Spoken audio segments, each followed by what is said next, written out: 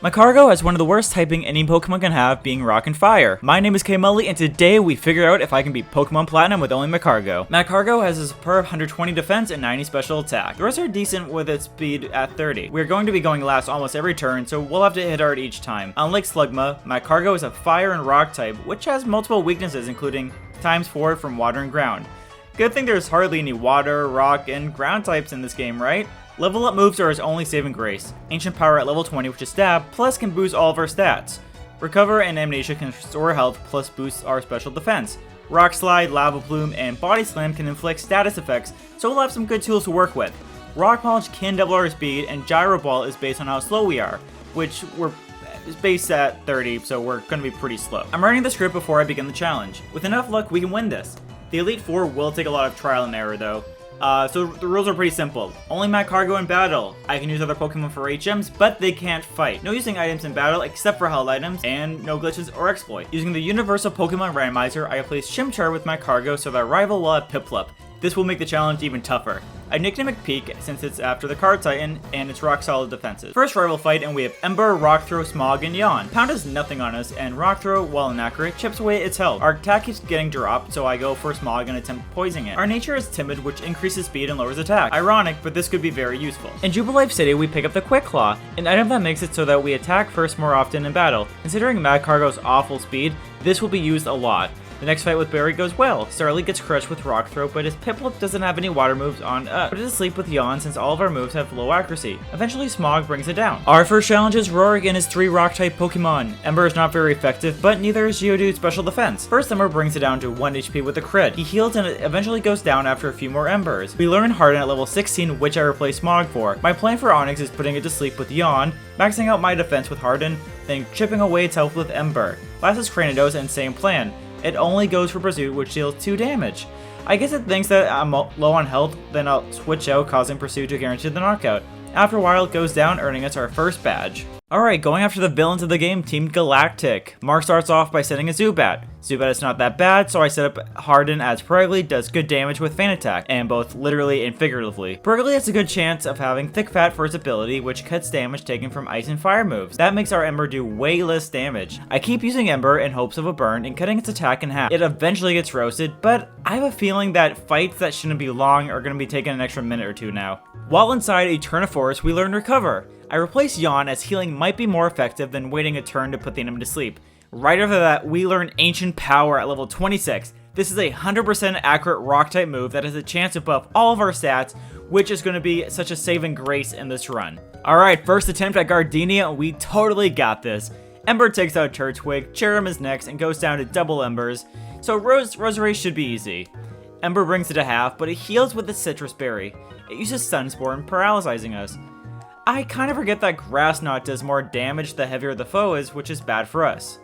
We survive at 4 HP from Magical Leaf, but she heals with Super Potions, making us lose the next turn. Let's try that again. Like before, Ember takes out Turtwig and Cherrim. For Roserade, it's really luck dependent as I wait out Grass Knot with Recover and hope for the chance to crit with Ember. Jupiter Fight is an easy sweep. Ancient Power takes out Zubat, and we actually get off the stat boost for the first time during this run. After that, Ember takes it out, winning us the fight. Fantina goes well on our second attempt, setting up with Amnesia to boost our special defense as Shadow Ball has the chance to lower it. I go for Ancient Power in case we can get off another stat boost. Her Haunter tries going for Hypnosis but misses. Her Ace Miss Magius is last and survives our attacks. She'll try using Confuse Ray to stall out. So we try heading east, and we have another rival battle. His team is starting to get tougher to deal with, but our moveset is perfect. Saravia lowers our attack with Intimidate, but Ancient Power is special type. I am worried about his Prinplup, so I set up with Amnesia. Ancient Power is able to 2-shot it as Bubble Beam does minimum damage. Roselia and Ponyta go down to Ember and Ancient Power respectively.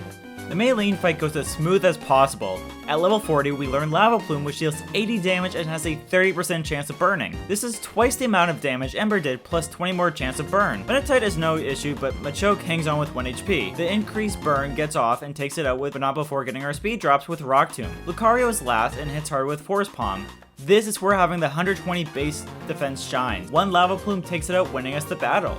Once we get to Pastoria City, we have another encounter with our rival. Now, I should mention that we are well over a couple levels stronger than the other trainers. This is the point in the run where we are going to need as much experience as possible. Grinding takes a while, and this will help cut down that amount of time. The actual fight with our rival is smooth, since his team shares a weakness with rock and fire. Oh really?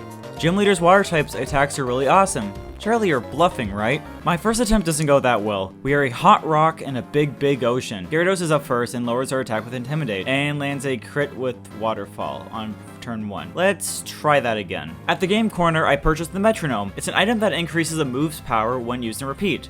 Ancient Power does normal damage, so the stronger we can make it, the better. I know that Ancient Power brings Gyarados to 1 HP, causing Wake to heal next turn. That makes the second turn guaranteed knockout. We also get off the stat boost, which is nice. Next is Quagsire, which goes for Mud Shot and Water Pulse. Amnesia is great for boosting our special defense and stalling. After a few more Ancient Powers, we get it to go down. Last is Floatzel, and I'm a bit worried. It outspeeds with Aqua Jet, bringing us to 37 health. Ancient Power is boosted enough to one-shot it. Anyways, after that, we get some plot progression with the bomb, but we ignore that and move to the next town. Finally, time to fight Cyrus. Something I noticed with him and our rival is that their entire team shares a massive weakness to fire and rock. Sneasel gets burnt to a crisp, Golbat fries up, and Magcargo is served medium rare. Next berry fight is much better than my Cacnea run. Staraptor's Bam's double team, which I use to set up Amnesia. His Empoleon is now part Steel, which makes Lava Plume deal neutral damage. The rest of the team gets swept with Lava Plume and Ancient Power. The Steel type gym was as easy as you think. We have a Fire type Pokemon with an 80 power Fire type move. After the Wake fight, I swapped the Metronome back for a Quick Claw. Team Galactic starts the rumbling to begin, and we have to fight them at the lakes. First up is Saturn, and yes, we do lose on the first try. We are 13 levels higher, and we still lose, especially to Toxicroak. Second attempt, and Golbat goes down to Ancient Power. Toxicroak will use Mud Bomb to lower our accuracy and Poison Jab to poison us. I chipped some damage with Ancient Power and follow up with Lava Plume once its health is low enough. Last is Bronzor, which gets taken out with Lava Plume. Candace is as easy as you think. Her team is all ice plus Scratch, which ignites super fast when exposed to fire. It's one-shots all around, mixed in with some unneeded crit. Next Cyrus fight, and his team has gotten a bit tougher. As in, he just evolved them. Same moves except Confuse Ray is now Supersonic on his Crobat, which is actually less accurate by 55%. Ancient Power makes super quick work of his birds. I really like the design of the Distortion worlds. Nintendo really wanted to show off the 3D engine's potential, and they definitely did that. At the end of the maze, we face off against Cyrus for one last battle. We get off the stat boost while one-shotting Houndour. Gyarados survives Ancient Power with barely 1 HP and brings us down to 34 health with Waterfall. It does heal next turn, but I go for another Ancient Power, getting the knockout. We try learning Earth Power at level 66, but I give up on it as I think our moves is pretty perfect for the time being. Honchkrow barely hurts us with Night Slash, so I heal with Recover and get off another stat boost with Ancient Power. Besides that, Weavile and Crobat get crushed and burnt easily. Last gym is Volkner's, and his team is annoying if you get paralyzed. Jolteon will go for a Signal Beam, boosting a special attack, so I take this time to raise our special defense. We do get paralyzed, but Lava Plume lands one-shotting with a crit. In my previous attempt, Raichu landed 5 Focus Blasts without missing. Keep in mind, that's a 70% accurate move. We land another crit with Ancient Power, bringing down Electivire. Last is Luxray, and it's pretty much a back and forth between Healing Off, Thunderfang, and Ancient Power. We do pull through and end the battle with a level up. Nice. Alright, so one last fight against our rival. I don't know why, but this is an absolute nightmare for some reason. Staraptor has only 5 uses of close combat. While that's deadly, we can still stall long enough with Recover. Once it runs out of power points, we can finish setting up Amnesia and take it out. Empoleon is next and has Brine. Brine is a water move that doubles the damage if we are at half health. Lava Plume 2 shots Empoleon as Brine does minimum damage. Heracross is next and has a close combat as well. Lava Plume is able to one-shot, but we have to face Snorlax now at 48 health. After one of my previous attempts, I increased Recover's max PP. We can stall with Recover and make Snorlax use up all of his Earthquakes, but between that and Staraptor, that's going to be at least 15 PP needed for Recover. This last attempt was definitely interesting. I set up with Amnesia on Staraptor and wait till my health is full before taking it out. Empoleon goes for Shadow Claw of all moves, which does nothing on us. Snorlax is up and I burn it first with Lava Plume. This is crucial since Earthquake will now do half damage. It does heal off the burn with the rest while restoring its health. I use Ancient Power hoping to get at least another stat boost while it's asleep.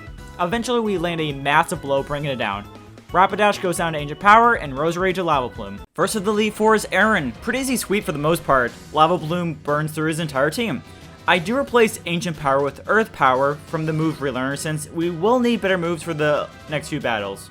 I really hate Bertha's team. Actually, I just hate her Wishcash lead. Her team goes down to Earth Power easily, but only if I can get to them.